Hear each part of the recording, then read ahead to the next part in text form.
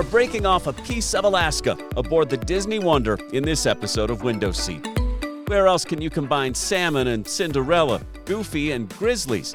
In the next few minutes, we do go chasing waterfalls and travel milestones. I have just officially set foot in my 50th state right here in icy Strait Point, Alaska. It is one of the most unforgettable ways to see one of the most unforgettable states in the Union. Aboard a Disney ship in pursuit of whales and wildlife, glaciers and good times. Yeah, you gotta walk. It's definitely a rainy little walk. And odds are, if you're coming to Juneau, you're gonna catch some rain. No. We'll tell you what to expect if you're looking into a Disney Alaska cruise, which excursions to take, how to make the most of your trip of a lifetime, even if your kids aren't as into it as you'd like them to be. I don't care. About a glacier? Why?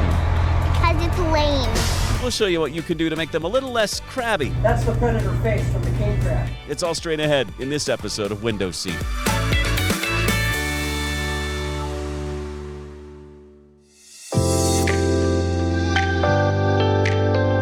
We say this without a hint of exaggeration. An Alaska cruise is hands down the best cruise you and your family can possibly take. I mean it. It doesn't get any better than this.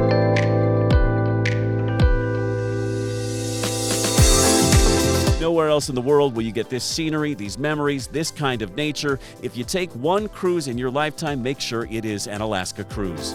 And what more scenic place to kick things off than in perhaps the most beautiful large city in North America, Vancouver, British Columbia. This place is absolutely stunning. Be sure to include a couple of extra days on the front or back end of your 7-day Alaska cruise to explore Vancouver.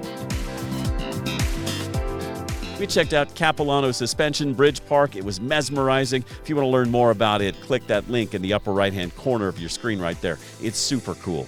But back to the cruise. It's impossible to miss the majestic Disney Wonder as you approach the Canada Place cruise ship terminal in downtown Vancouver. The ship is already gorgeous and well-maintained, but that didn't stop maintenance crews from making her extra spiffy during her time at port, slapping on a fresh coat of paint, making everything spick and span. And all of this beauty and first-class hospitality comes at a cost. Disney cruises are not cheap. 7-night Alaska itineraries for a family of 3 in 2024 start at just over $4,000 and can climb to closer to $10,000 for a veranda room with an outside balcony. That all depends on when you book, of course. So again, not cheap at all, but save up for that private balcony if you can, because if ever you needed one on a cruise ship, this is the cruise. The scenery is stunning throughout the entire journey, and seeing it from your own room makes it extra memorable.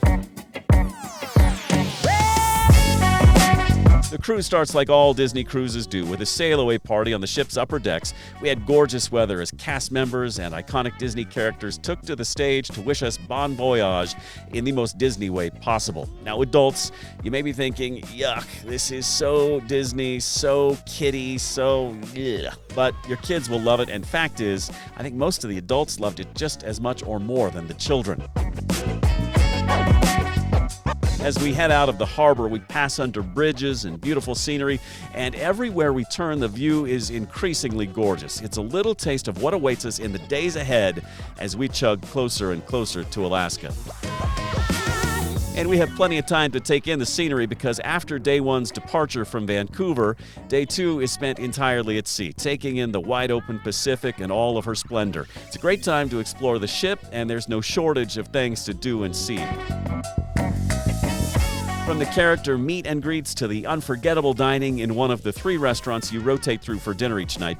And then be sure to watch the sunset, to the extent that it does up here. Remember, the days are long during Alaska cruise season, and when we went in late summer, the sun didn't go down until about 10:30 at night.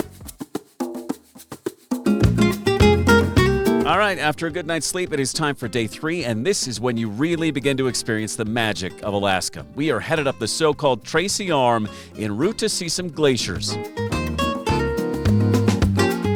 As we inch further down the fjord, we start to see indicators that a glacier is nearby. Chunks of ice dotting the still water. We're told they can range in size from a few inches to as big as 3-story buildings. And awaiting us at the end of the fjord is the telltale blue ice of a glacier, hundreds of feet tall, with a face a third of a mile long that stretches 25 miles beyond the fjord. This is the South Sawyer Glacier.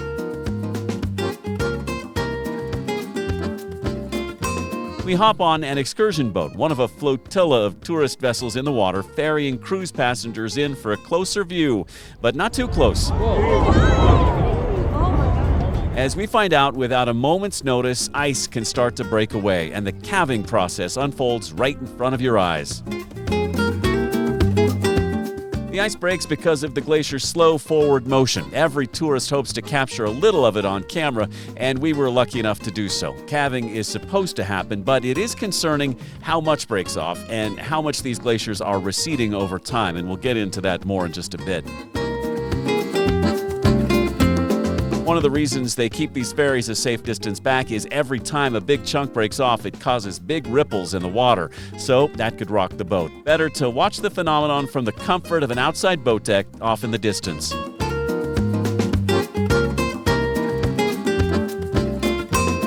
After about 20 minutes of oohs and ahs, we cruise back up the Tracy Arm, where we get a stunning view of the Disney Wonder en route to our next glacier, Dawes.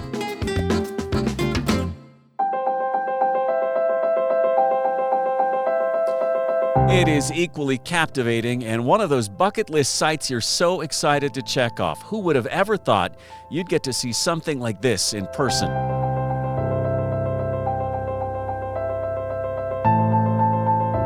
Same could be said for everything you see along the way. The green water, the ice chunks, the gushing waterfalls that dot the hillsides.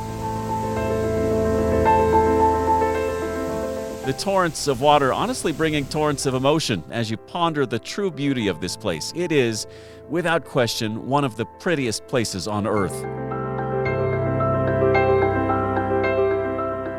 This 3-hour tour costs about $200 per person. As we mentioned, Disney Alaska cruises are not cheap, but once again, this was so worth it. Yes, you can see a glacier if you stay on board the Wonder, but why not get a little closer and get a really good look? If the cruise ended right here and right now, we'd be happy. We've already experienced Alaska in a way we could never have imagined. But after a good night's rest, another day of oohs and ahs is yet to come, as we actually are about to set foot in Alaska for the first time.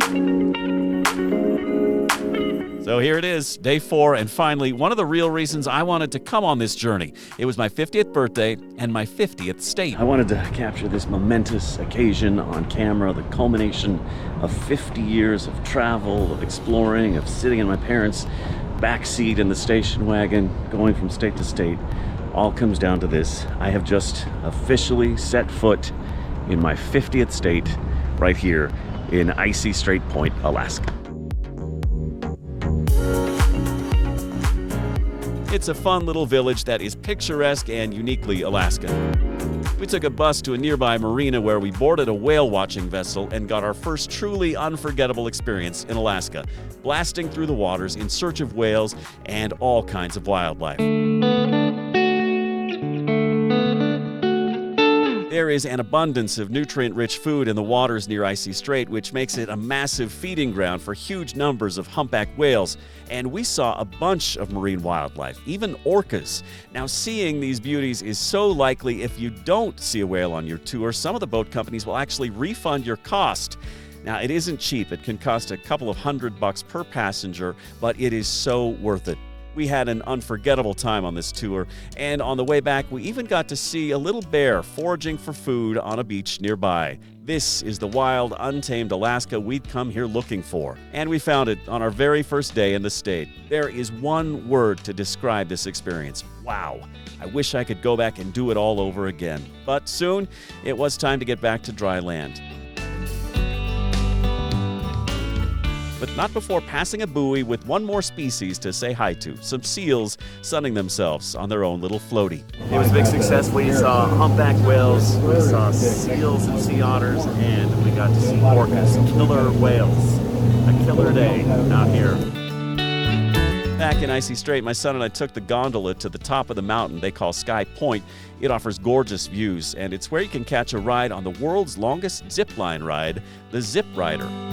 For those a little less adventurous, you can explore the shops and the beach. It's a great place for a walk, and my kids loved skipping rocks into the icy cold waters of Brown Bear Bay. Icy Strait Point seems like one of those places sort of manufactured by the cruise industry as a port to stop, where they can put little shops, restaurants, tourist attractions. en route to other spots. But it's a pretty cool one. Kids are loving it.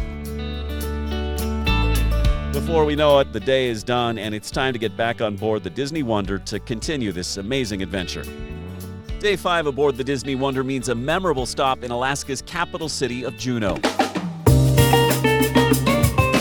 It is a rainy day in this port city of 30,000 people, but we are undeterred as we board a Gray Line bus for a full day of sightseeing in and around the capital. And our first stop is a place everyone should go, Mendenhall Glacier.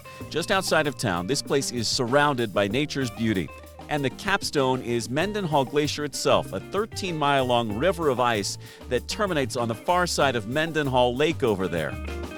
This is one of the many glaciers that connects to the vast Juneau ice field, a 1,500-square-mile remnant of the last ice age. We're kind of interested in seeing a piece of the glacier break off because that's, what you sort of associate with these things. But he says this glacier really doesn't lose that much ice that way.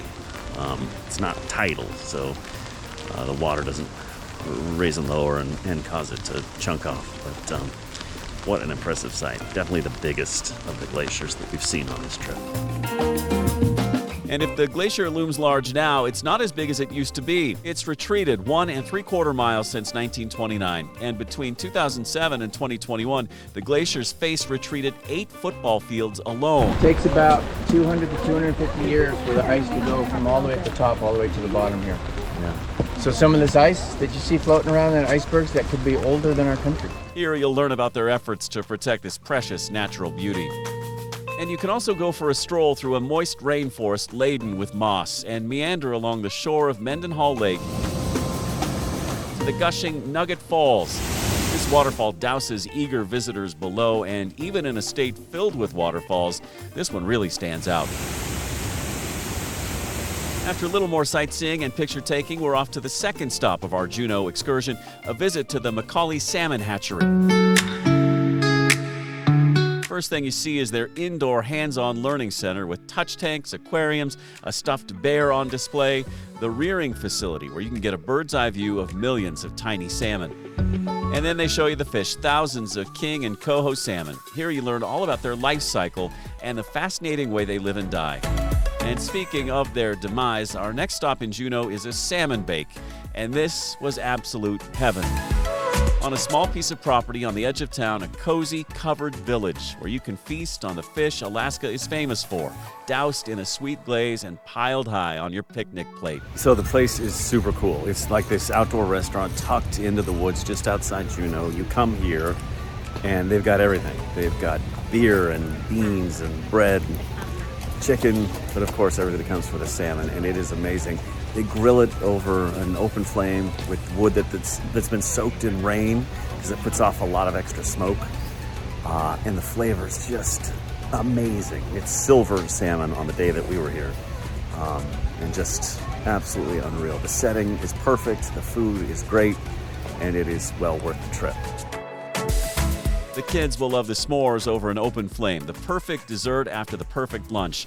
And back behind the picnic area, what else? Another beautiful waterfall. We'll put a link to this and all the excursions we took in the video description below so you can know exactly where to go. And believe me, you're going to want to go here. We cap off the day with a little sightseeing and shopping in downtown Juneau, which is right next to the cruise ship port. And then it's back aboard the Disney Wonder for more fun and merriment on the ship before our last full day in this amazing state. It is suddenly day 6 on this Disney Alaska cruise, and that means our final port of call, Ketchikan. And wow, do we have something cool in store here.